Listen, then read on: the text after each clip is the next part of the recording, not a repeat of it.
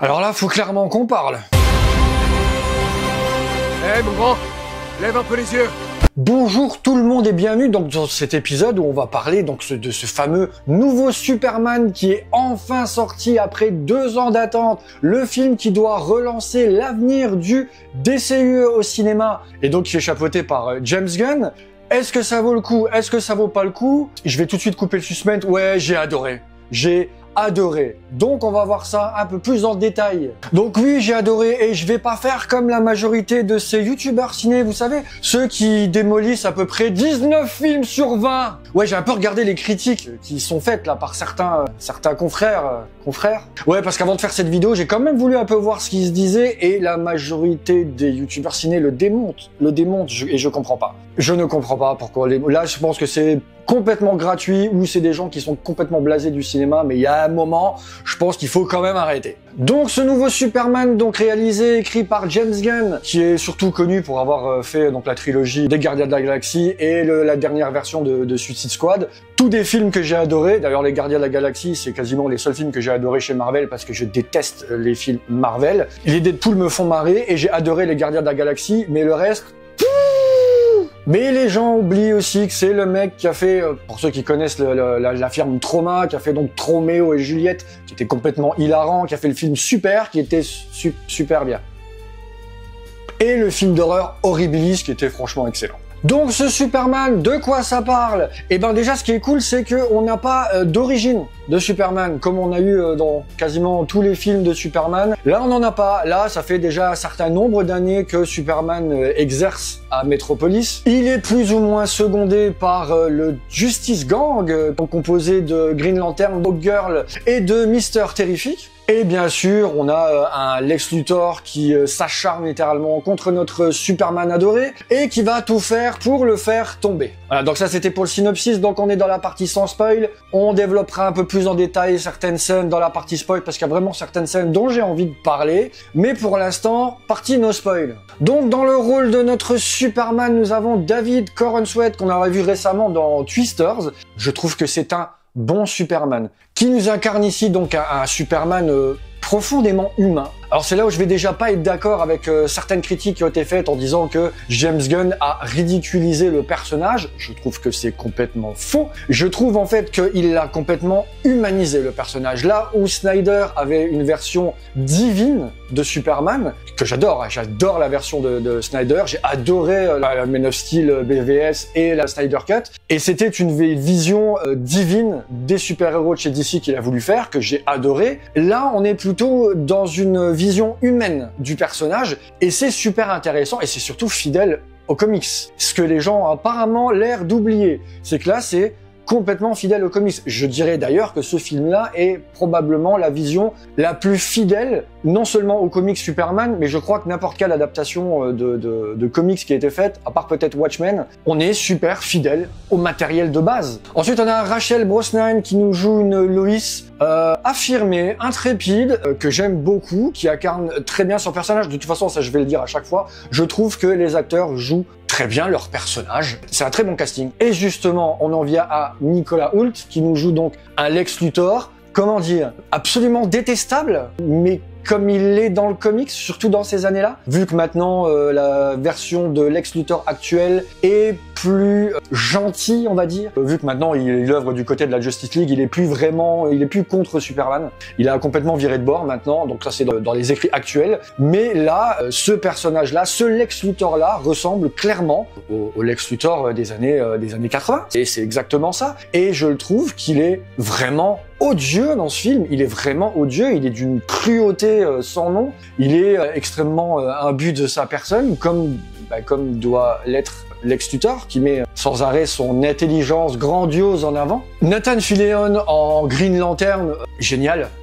On a pareil, c'est extrêmement fidèle à ce Guy Garner.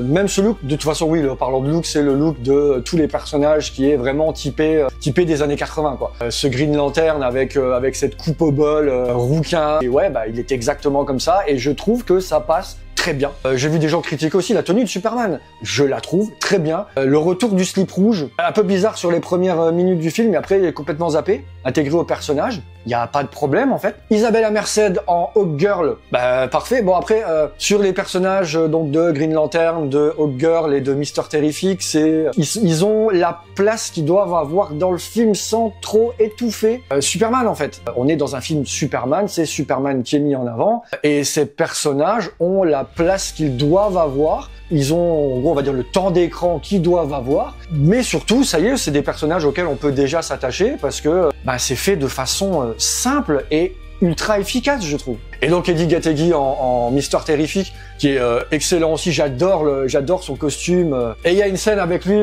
je vous en parlerai après dans la partie spoil, parce que cette scène-là, je l'ai vraiment adorée. Et bien sûr, notre petit Crypto. Ah, je vois déjà les gens aussi qui disent non mais Crypto, non mais le chien, on s'en fout, c'est juste mignon, c'est pour vendre des pluches. Ouais, est-ce que c'est plus ou moins crédible qu'avoir fait un bébé Yoda dans Star Wars? Hein?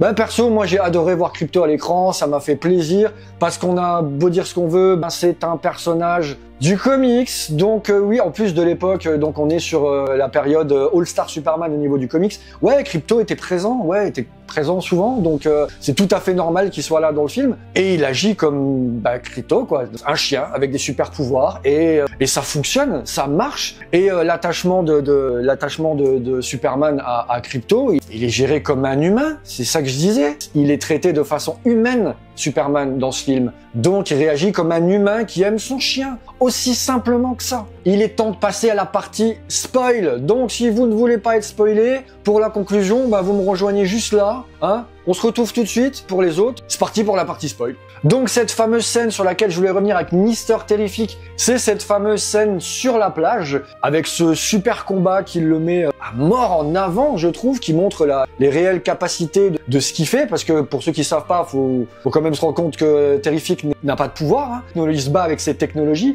et j'ai adoré cette scène parce qu'elle m'a fait à mort penser à cette scène dans Suicide Squad, du combat entre Peacemaker et Flag, entièrement filmé dans le reflet du casque de Peacemaker. J'ai trouvé que c'était un peu exactement ce même genre de scène et j'ai adoré ça, j'ai trouvé ça super classe. C'est une mise en scène que j'aime beaucoup chez Gunn. Et quand je disais tout à l'heure le côté humain que voulait donner James Gunn à Superman, ça se résume à une scène, à un dialogue entre Lois et entre Superman, quand elle lui dit « Moi je me méfie de tout le monde, alors que toi tu as confiance en tout le monde et tu vois tout le monde comme des gentils. » Parce qu'en fait, c'est ça. Superman est profondément gentil. Superman est l'image du chevalier blanc sauveur. Ça a toujours été ça. Faut rappeler quand même à quelle époque a été créé le personnage de Superman. On est en entrée en Seconde Guerre mondiale. C'est un peu l'espoir. Et c'est exactement ce qu'il représente. L'espoir. On nous le dit souvent, son symbole veut dire l'espoir.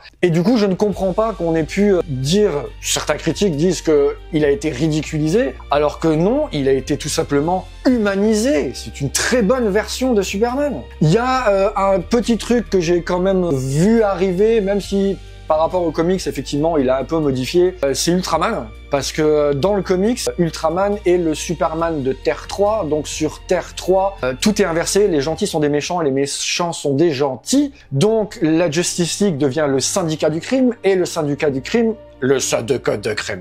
Et le syndicat du crime est dirigé donc par Ultraman, qui est la version méchante de Superman. Donc le moment où il rentre dans la forteresse de solitude, enfin que Lex Luthor rentre comme ça tranquillement dans la forteresse de solitude, là oui effectivement j'avais compris qu'Ultraman c'était Superman quoi. Sauf que là effectivement dans le film c'est un clone. Donc c'est marrant parce qu'il y a des histoires de clones. Aussi, Lex Luthor a quand même fait un clone mélangé de l'ADN de Superman et de Lex Luthor qui donne Bizarro, parce que du coup c'est une expérience loupée. Là du coup, oui effectivement, pour un peu coincer les fans, on va dire ceux qui connaissent le comic et qui se disent tout de suite, c'est Superman de Terre 3. Moi personnellement, quand il a dit, ils ont prononcé le nom d'Ultraman, je me suis demandé s'ils allaient déjà claquer du multivers dans le premier film de ce nouvel univers. Et heureusement qu'il l'a pas fait, comme ça au moins on n'a pas été perdu, on est bien resté là sur notre bonne terre, avec juste cet univers de poche créé par Lex Luthor. J'ai trouvé bien sympathique aussi. D'ailleurs en parlant de ça, j'ai vu que les effets spéciaux ont été vachement critiqués. Encore une fois, je comprends pas pourquoi. À part un ou deux moments où Crypto, oui, on peut voir qu'il est de la synthèse. Déjà, rien que Crypto, la majorité du temps, franchement, on dirait un vrai chien. Il faut arrêter de chipoter aussi à un moment. C'est bien fait. c'est beau, oui c'est coloré, mais c'était volontairement coloré, tout est coloré dans le film, mais parce que c'est cet univers-là que Gunn a adapté. J'ai l'impression que les gens l'oublient. Ah oui, forcément, quand on passe de l'univers de Snyder ultra dark à se retrouver maintenant à un univers Superman plus optimiste et donc forcément plus coloré, ouais, ça peut un peu choquer. Choquer. Moi, ça m'a pas choqué. Moi personnellement, je vous dis, j'ai adoré ça. Donc ouais, je comprends pas certaines critiques que je peux entendre là. Je trouve ça d'une débilité. Passons. Donc voilà, sans surprise, ouais, j'ai adoré. J'attends la suite de cet univers avec impatience. Surtout donc du coup le Batman The Brave and the Bold qui va nous mettre en scène pour la première fois le 4e Robin, Damian Wayne, sur un comics en plus qui met vachement en avant